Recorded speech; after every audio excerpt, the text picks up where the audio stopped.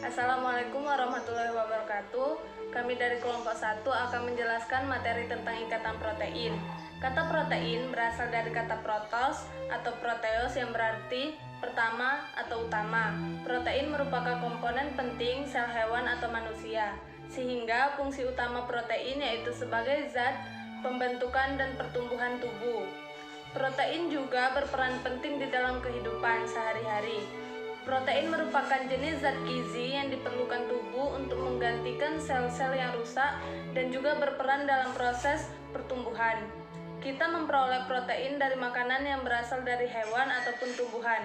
Protein yang berasal dari hewan disebut protein hewani, sedangkan yang berasal dari tumbuhan disebut protein nabati.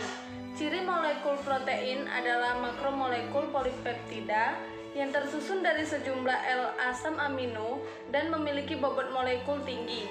Asam amino yang menyusun protein dihubungkan oleh suatu ikatan yang disebut dengan ikatan peptida. Suatu molekul protein disusun oleh sejumlah asam amino dengan susunan tertentu dan bersifat turunan. Struktur primer protein adalah jumlah, jenis, serta urutan asam amino yang membentuk rantai polipeptida. Susunan tersebut merupakan rangkaian unik asam amino dengan gugus R atau rantai samping pada polipeptidanya berada pada posisi trans dengan gugus R yang ada di sebelahnya atau berdekatan. Struktur primer menentukan dasar berbagai macam protein. Struktur sekunder adalah struktur yang berikatan kovalen dan berikatan hidrogen dan polipeptida dalam molekul protein. Struktur sekunder protein dapat berbentuk spiral atau lembaran berlipat. Bentuk alpha helix adalah struktur geometri yang teratur yang berputar ke arah kanan. Molekul hemoglobin dan myoglobin kaya akan alpha helix, yaitu sekitar 75%. Dua atau lebih alpha helix dapat saling berpilih membentuk struktur yang stabil. Saya akan menjelaskan tentang alat dan bahan yang akan digunakan dalam praktikum biofarmasetika farmakokinetika yang ke-8. Alat yang digunakan antara lain spektrofotometer UV vis yang digunakan untuk menentukan absorbansi dari tetrasiklin. Selanjutnya digunakan magnetic stirrer yang digunakan untuk mengaduk serta menjaga suhu pada kompartemen non-protein. Selanjutnya ada dialisis dinamis yang digunakan untuk studi protein dengan tetrasiklin. Selanjutnya bahan-bahan yang digunakan antara lain tetrasiklin sebagai sampel, serum darah, plasma darah, membran jangkang telur, dan air suling. Adapun prosedur kerja dari praktikum kali ini itu dengan membuat kurva kalibrasi tetrasiklin dengan mempersiapkan larutan stok standar. Caranya itu larutan stok standar dibuat dari tetrasiklin 100 mg yang dilarutkan dalam 100 ml aquades, lalu diambil 10 ml larutan dan diencerkan sampai 100 ml. Kemudian dilakukan persiapan larutan dengan pipet larutan stok standar 0,2, 0,4, 0,6 dan 0,8, 1 serta 1,5 mili ke dalam labu ukur dengan ukuran 10 mili dan atur volume untuk mendapatkan konsentrasi kisaran 2-15 mikrogram per mili. Lalu pengukuran absorpsi larutan standar dilakukan pada panjang gelombang 360 nanometer menggunakan spektrofotometer UV vis dan ukur absorbasi air sebagai belangko. Buat pot grafit absorbasi terhadap konsentrasi dan tentukan slope dan interceptnya. Yang kedua itu persiapan membran kulit telur. Membran kulit telur dapat diperoleh dengan merendam telur ayam mentah dalam larutan HCl 0,5N. Kemudian biarkan cangkang telur terendam sampai melunak, kemudian pisahkan bagian membran kulit telur dari cangkangnya dengan melubangi bagian atas telur dan keluarkan isinya. Membran yang telah terpisah dari cangkangnya dicuci dengan air suling hingga bersih. Yang ketiga, itu studi ikatan protein dengan tetrasiklin. Membran kulit telur diikat pada salah satu ujung silinder kaca terbuka sebagai kompartemen protein atau donor. Gunakan beker gelas 25 ml sebagai kompartemen non-protein atau aseptor dan isi dengan 20 ml air suling. Tempatkan obat sebanyak 1 mg per mili dari 2 mili ke dalam tabung dan celupkan ke dalam beker gelas. Jaga larutan obat secara tepat di mana terdapat air pada kompartemen luar dan atur posisi tetap berdiri. Kemudian aduk menggunakan magnetic stirrer pada kompartemen non-protein dan jaga suhu pada 35 derajat hingga plus minus 2 derajat Celcius. Ukur absorbansi larutan tetrasiklin dengan dipipet 1 ml sampel dan diganti dengan 1 ml Aquades pada interval waktu 5, 10, 15, 30, 60, 90 menit menggunakan spektrofotometer UV vis lambda 360 nanometer. Ulangi percobaan di atas dengan menggunakan 1 ml plasma darah manusia dan larutan obat 2 mg per mili pada kompartemen protein dan tentukan presentasi obat yang terlepas dengan periode waktu yang sama. Ulangi kembali percobaan menggunakan 1 ml serum darah manusia dan larutan obat pada kompartemen protein dan tentukan presentasi obat yang terlepas.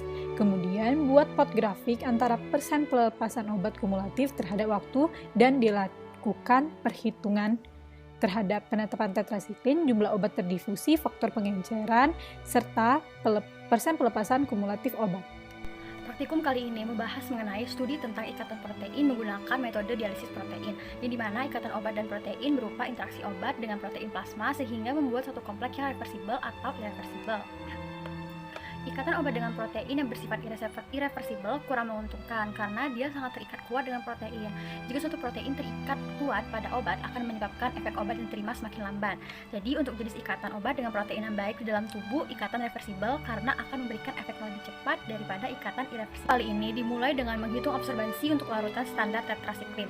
Tetrasiklin dibuat pengenceran dengan konsentrasi yang beragam yaitu 2, 4, 6, 8, 10, dan 15 ppm. Dilakukan perhitungan dan diperoleh hasil yang positif dari tiap absorbansi. Absorbansi dengan 2 ppm sebesar 0,001, 4 ppm sebesar 0,006, 6 ppm sebesar 0,008, 8 ppm sebesar 0,011, dan 10 ppm sebesar 0,013, dan 15 ppm sebesar 0,018. Kurva baku dibuat berdasarkan data yang telah didapatkan berupa grafik dari nilai absorbansi terhadap konsentrasi dengan nilai ppm dan akan diperoleh persamaan regresi linear, di mana nilai A sebesar 0,0001 dan nilai B sebesar 0,0013 serta nilai R sebesar 0,9699. Nilai R menunjukkan angka 0,699 atau mendekati angka 1 menunjukkan zat tersebut terlarut dalam pelarut.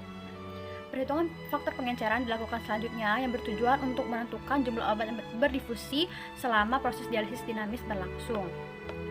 Jumlah obat yang mengalami difusi dapat dihitung dengan mengalihkan konsentrasi larutan dengan volume media dan nilai faktor pengenceran yang didapatkan sebelumnya lalu dibagi dengan 1000. Hasil jumlah obat yang terdifusi pada setiap konsentrasi diantaranya semua menghasilkan nilai 10. Selanjutnya dilakukan perhitungan persen pelepasan obat dengan mengalihkan hasil jumlah obat terdifusi yang diperoleh dengan 100 dan dibagi dengan nilai dosis obat yaitu 100 mg. Sama dengan nilai terdifusi, maka persen pelepasan obat pada absorbansi larutan stok standar tetrasiklin sebesar 10% di tiap konsentrasinya. Absorbansi pada larutan obat tetrasiklin dilakukan pada waktu ke 5 menit, 10, 15, 30, 60, dan 90 menit. Selanjutnya didapatkan nilai absorbansi dan dicari konsentrasinya. Dan konsentrasi obat tetrasiklin pada menit ke-90 mencapai kata tertinggi yaitu sebesar 83,89 sehingga persen pelepasan obat pada menit ke-90 juga lebih tinggi dari menit yang lain. Hal serupa dilakukan pada absorbansi media serum pada menit ke-5, 10, 15, 30, 60, dan 90 dan didapatkan hasil absorbansi dengan kurva baku nilai A sebesar 0,5034, nilai B sebesar minus 0,002, dan R sebesar 0,0385. Konsentrasi tetrasiklin dalam plasma tertinggi terdapat pada menit ke-30 dan jumlah obat terdifusi yang tertinggi juga pada menit ke-30 sebesar 38,6 serta persen kumulatif obat tertinggi juga pada menit ke-30 sebesar 38,6. Absorbansi pada plasma darah dan tetrasiklin terhadap waktu menit ke-5, 10, 15, 30, 60, dan 90. Setelah itu didapatkan absorbansinya dan didapatkan persamaan regresi linear dari kurva baku dan dilakukan perhitungan terhadap konsentrasi dan konsentrasi yang didapatkan dalam medium plasma darah tertinggi terdapat pada menit ke-30 dan jumlah obat terdifusi yang tertinggi juga pada menit ke-30 sebesar 30,13 serta persen kumulatif obat tertinggi pada menit ke-30 sebesar 30,13%. Nilai R yang didapatkan pada plasma darah dan tetrasiklin terhadap waktu jauh dari angka 1 yang artinya kemampuan obat untuk melarut tidak baik. Namun nilai R pada plasma dengan tetrasiklin masih sedikit lebih baik daripada serum dengan tetrasiklin. Absorbansi serum darah dan tetrasiklin seharusnya lebih baik. Hal ini dikarenakan pada serum darah tidak terdapat fibrinogen atau protein yang menggumpal sehingga tidak terjadi koagulasi dan reaksi pelepasan obat dapat berjalan dengan cepat. Sedangkan pada plasma darah dan tetrasiklin terdapat fibrinogen yang dapat menyebabkan terjadi penggumpalan dan akan terjadi pengikatan dengan obat sehingga konsentrasi obat cenderung lebih kecil. Nah, nilai absorbansi pada tabel mengalami peningkatan dan penurunan pada tiap waktunya. Nilai absorbansi ini menunjukkan bahwa ikatan yang terjadi antara protein dan obat mengalami peningkatan atau penurunan yang akan mempengaruhi nilai konsentrasi obat. Pada saat nilai absorbansi mengalami peningkatan, maka ikatan antara protein dan obat mengalami peningkatan, sehingga nilai konsentrasi obat yang diperoleh semakin besar. Namun, jika mengalami penurunan, nilai konsentrasi obat yang diperoleh pada ikatan protein semakin kecil. Jika terjadi penurunan, maka kemampuan obat untuk melewati membran sel dan terdistribusi ke seluruh jaringan tubuh yang membutuhkan akan ada lebih banyak, sehingga fungsi farmakologis dapat muncul secara maksimal. Baiklah, terima kasih. Sekian dari kelompok kami. Wassalamualaikum warahmatullahi wabarakatuh.